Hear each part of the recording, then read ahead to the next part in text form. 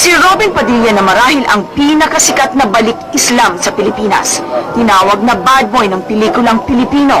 Pero ngayon, si Robin o Abdulaziz mula nang mag-Muslim, naging huwarang ama. Tumuwid na ng das kaya naman siya ang numero 1 idolo ng mga kapwa niya Muslim. Ba't ako nag-Muslim? Kasi sunod ko yung Biblia eh. Sabi ng Biblia, mahalin mo ang nag-iisang Diyos. Sa Islam, itinuturo yung iisa lang ang Diyos.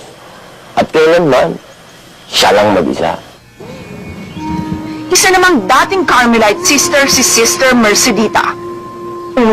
Sinabi nila sa akin na ako ay, ano daw, para bang namuloka, crazy. Kasi hindi sila makapaniwala na ako, bakit ako nag-Islam. Madre ako.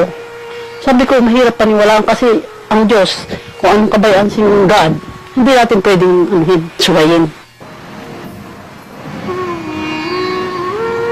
Si Brother Muhammad naman tinalikuran na ang mas kilalang pangalan na Father Stan. Misunderstood ako ng simbahan at lalo na akong misunderstood ng pamilya ko. Until now, my brothers and my family refuse to talk to me.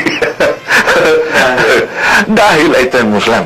Tanong! Totito o hindi? Kung maririnig mong magsalita si Brother Ahmad, hindi mo aakalaing dati siyang pastor. Ano ngayon ang katiyakan natin, Maulana Ali, na yung Greek na yan, na kung saan dyan nanggaling ngayon ang mga pagsipit ng mga Bibliang pinaniniwalaan ng ating mga kabayan, anong katiyakan na walang distortion na naganap? Ilan lang sila sa dumadaming bilang ng mga Kristiyanong tumalikod sa kanilang relihiyon para pasukin ang isang bagong mundo.